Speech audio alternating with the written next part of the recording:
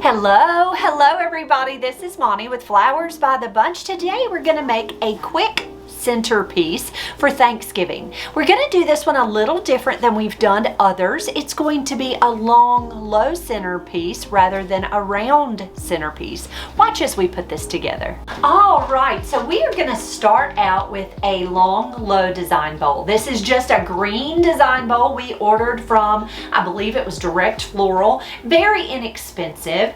But remember, you do not have to have a design bowl to make a pretty flower arrangement. You can use any kind of container that holds water. As long as it's got a good reservoir to hold water, you're perfect. This design bowl, I have added a block of fresh floral foam. I trimmed down the edges, the harsh squared off edges just a little bit, and then I taped it into place. Now I taped it into place using some waterproof tape. It works wonderful. You can buy that at any craft store or online, from even Amazon for that matter. I taped it in two separate places so my arrangement won't go anywhere. Be sure that your foam is always soaked, okay? So important that the foam is soaked first. Next, I'm going to take leather leaf and I am just going to break it into small pieces, and I'm going to go all the way throughout this arrangement. Now, when you make a long, low arrangement, most often you have a longer table, not a round table. Most often it's an oval table or a rectangle. It usually seats, 6 to 8 people. And so you kind of want it long and low. Now, when you're making a centerpiece, always keep in mind the height of the arrangement. Now the reason is most often your arrangement is sitting on a table where you're all sitting around. It's so important to be able to see over that arrangement comfortably, to be able to talk to one another. Now, if you make your arrangement too tall, then it's very likely that arrangement is going to be taken off that table and placed elsewhere because it's in the way, and you want them to be able to enjoy that beautiful arrangement while they're seated at dinner. So make sure you keep that height pretty low. Now, here is a rule of thumb for the height. If you'll put your elbow on that table and hold it up, it doesn't need to be any taller than your elbow to your fist.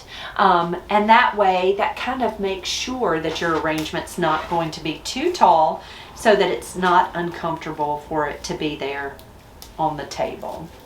But also always ask the person who's placing the order. There are several questions that are very important when making a centerpiece. Number one, what's the size of your table?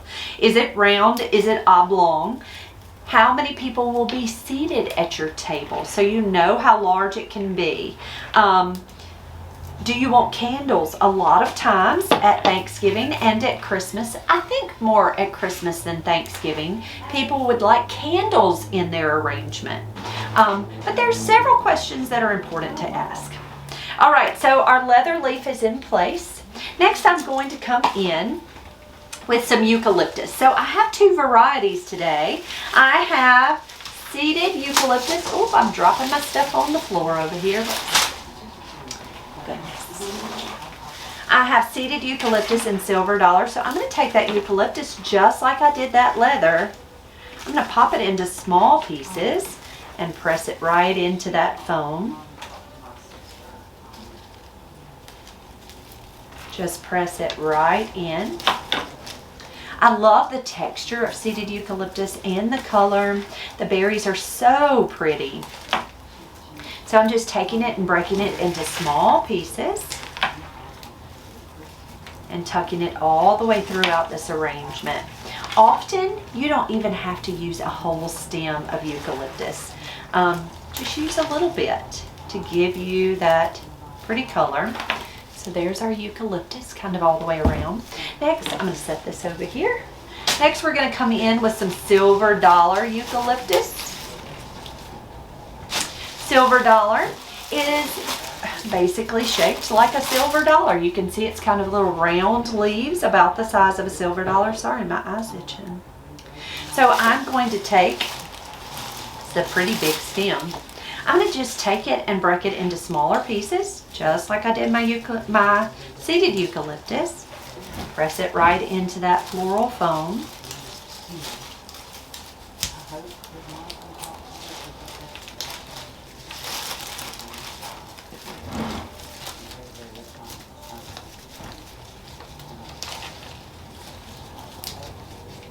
I love the movement that eucalyptus gives an arrangement. The different foliages give an arrangement.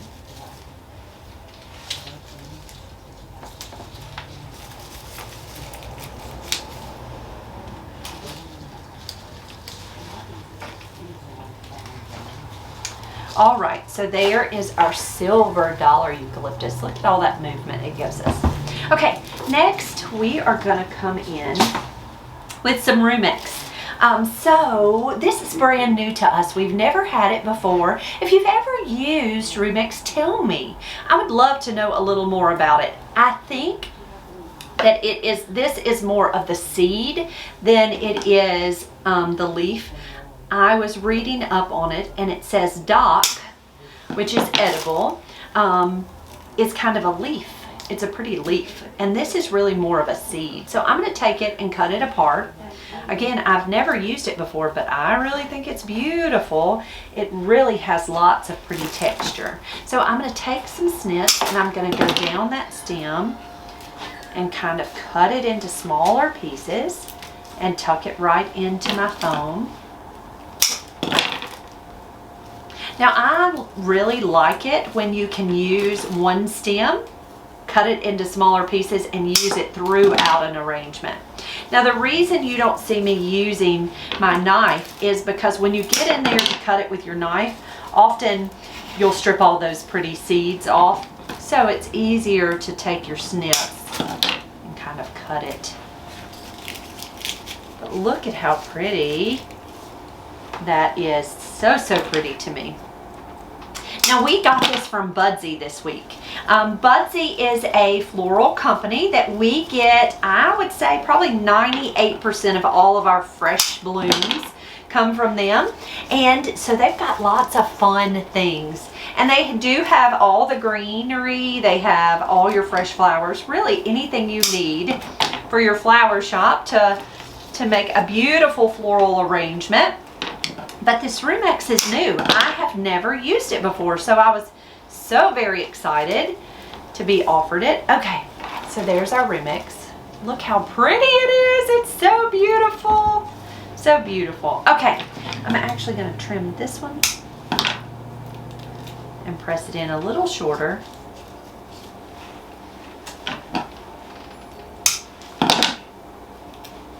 Okay, so honestly, if you ask me my opinion, that's pretty in and of itself. Just so pretty with just the greens. Okay, next we're going to come in with some hydrangeas. So I have mini hydrangeas this week. Our mini hydrangeas are really just the buds of a hydrangea, just the smaller buds. Now I'm going to remove a lot of the leaves. I'm going to leave a few on there, but I'm going to remove a lot of them. So let me explain to you the reasoning behind removing the leaves. On a hydrangea, the name says water loving, right? And so what happens is the stem is just like a straw. And so the flower sucks up the water all the way up that stem.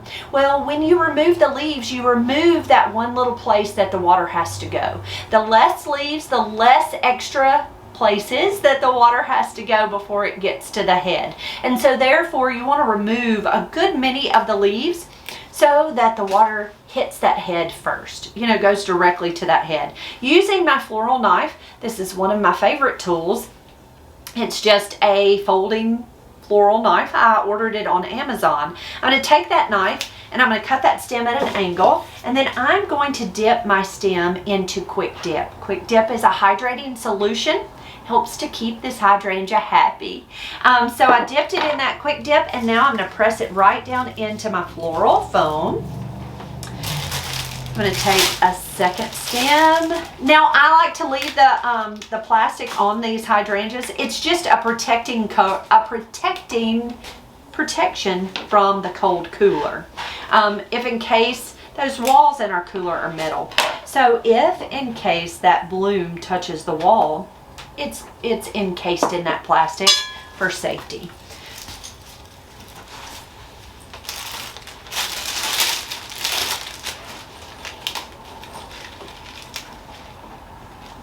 Guys, if you are enjoying this video, if you would do me a great big favor and give us a like on this video, that just helps us to be seen.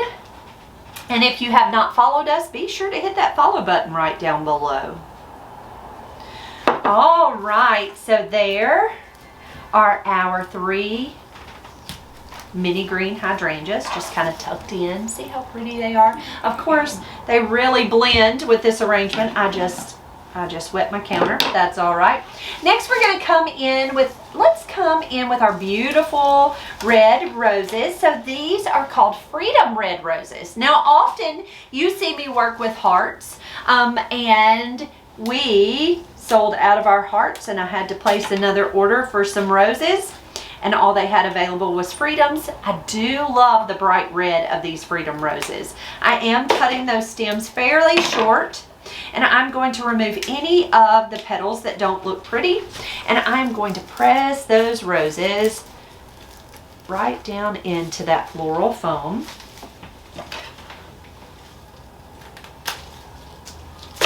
Be sure to take your floral knife and remove those thorns. They bite. They bite. Now, you don't see me wiring these roses. It's strictly because I'm cutting them really short, so they don't have a lot of stem that their little heads might dip. I just cut them pretty short, so we don't have to worry about that. Now, this is called a spray rose. Now, a spray rose, a spray of any flower, has different blooms on the one stem. Now, the wonderful part about these spray roses in particular is their stems are pretty long. So see how long that one stem is? When you're working with a short compact arrangement, you can always take those spray flowers apart where you don't have to use it as just one stem. You can take it apart and use the individual blooms, which is so nice when working with a centerpiece, because you can get 2 stems of these roses. You can break them apart and spread them throughout the arrangement, which I love, because it makes this arrangement so much fuller when you can spread those blooms around. So I just took those individual blooms and I cut those off, and I'm just nestling those right down into that floral foam. I actually have 3 stems of these. So just pull those off.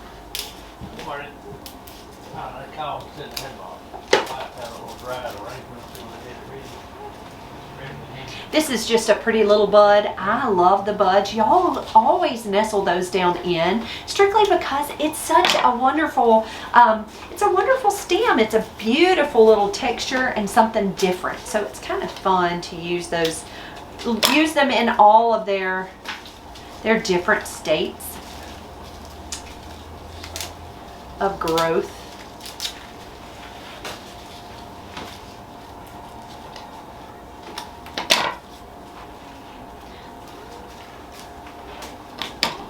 And I'm just taking that floral knife, cutting that little tip off the bottom.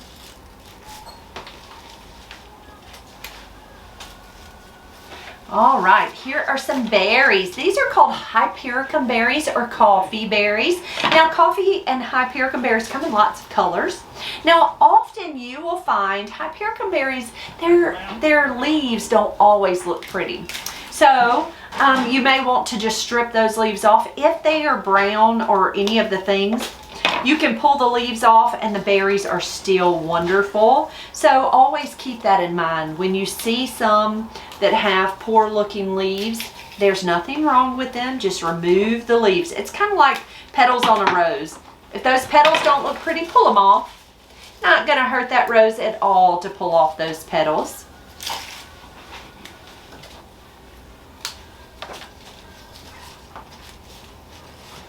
And you can see everything's just pretty compact. I'm just keeping it all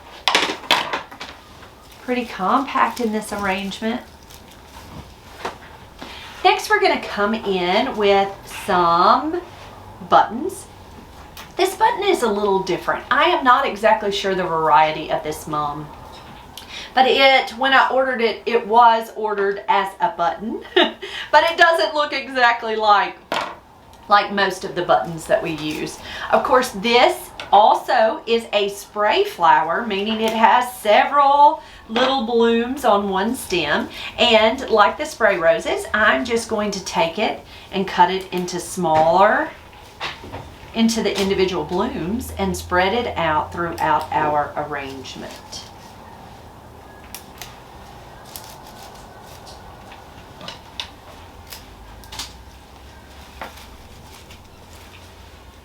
Now, moms come in so many varieties, and I know that there are some people who don't love them. Oh, y'all, they are so wonderful. They come in so many colors and so many shapes and so many styles.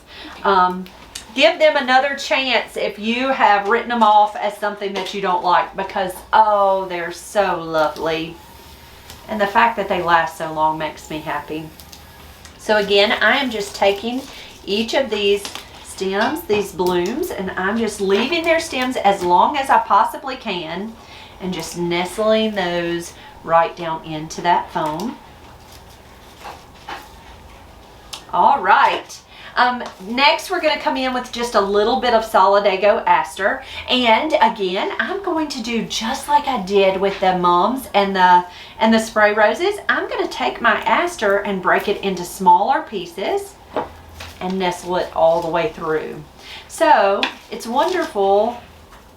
You can just take the individual pieces, break those right off,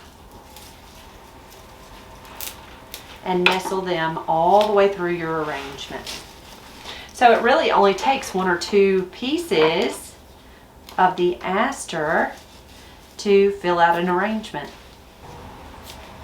I'm stripping off any of the leaves. You can see how they have some leaves on it. Just strip that off.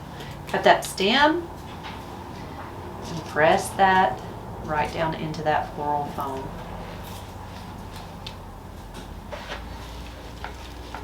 All right. Now the last thing, and I think I dropped one on the floor. Let me pick it up. The last thing we're going to add to this arrangement is some okra. Now, I know this is a funny accent to add to an arrangement. We had a precious customer bring in some okra that she wanted used in her arrangement, and she made a lot of extra. And she said, please just keep what is left over. And so this is okra from her garden that she dried. And I thought, or Callie actually brought this to my attention. She said, let's add okra to this autumn centerpiece for Thanksgiving. And so I just took and added wire stems on the bottom, and I taped them onto the okra, or the okra onto the stems. And I'm just going to take those stems and press them right down in to our floral arrangement. And it's just such a fun little different accent, just nestled down into that arrangement. And there is our finished Thanksgiving arrangement. Guys, thank you so much for being here. Thank you, thank you. I hope you enjoyed this video. If you did, give us a thumbs up. Be sure to hit that subscribe button right down below. And if you will hit that bell, that little bell button down there, it'll give you notifications for when we have a brand new video. Guys, I hope you have a wonderful Thanksgiving, and we'll see you real soon.